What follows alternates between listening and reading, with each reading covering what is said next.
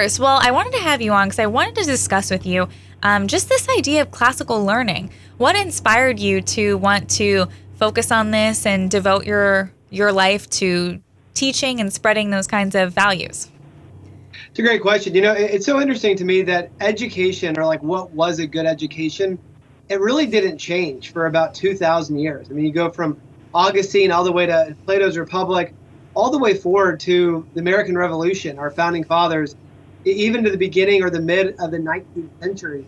For 2,000 years, a good education it meant classical languages, it meant logic, it meant philosophy, it meant rhetoric, it meant penmanship.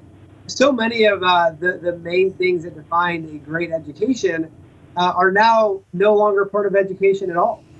And realizing this was the kind of education that in many ways gave birth to America, the kind of education that's kind of baked into our founding documents, and that a part of the crisis we're having as a nation, as a civilization, has come about because we've gotten away from this towards a secular progressive model of education, which is really more pushing ideology than educating young people.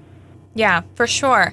When do you think that education shifted from the way it was for those 2,000 years to whether that's becoming just different in different places or maybe becoming more woke? How do you feel like that kind of change began?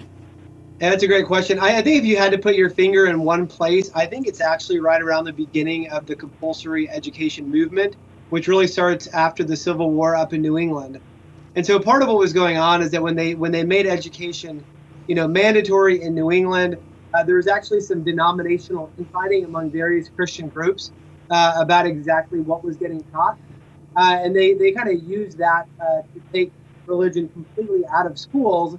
But eventually that led to not just religion, but really morality in general. And you think about the language, just the language itself that was used for education for centuries and centuries. They didn't even call it education. They actually would call it formation.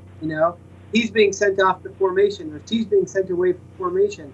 It was about the formation of the whole human person, heart, character, and everybody agreed what that formation was. It was cultivating the virtues, the disciplines of hard work, of courage, of honesty, of mastery of self, of prudence, of temperance.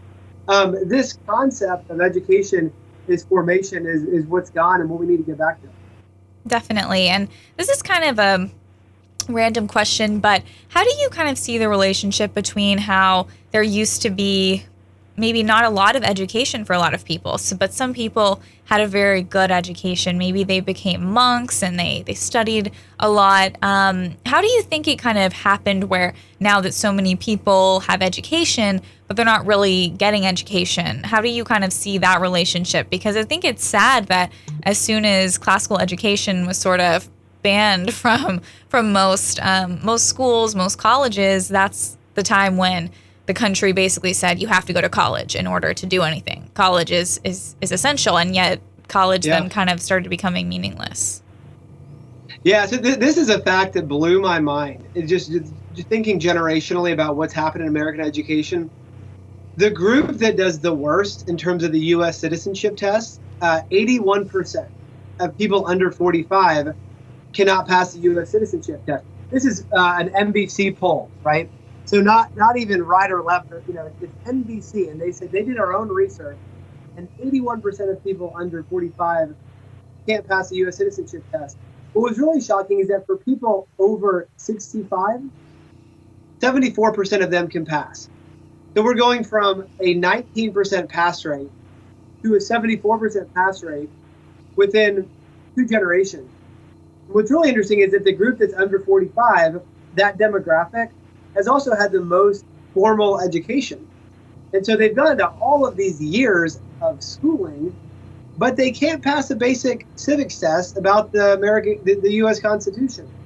So I think what we've seen is we've moved away from any kind of serious substance, and instead we've moved towards this vague concept of skills, critical thinking skills, higher order thinking skills. Nobody really knows what this stuff means, but they use this language to get away from the transmission of serious core knowledge. which is what education was, in addition to the character formation part, again, for generations.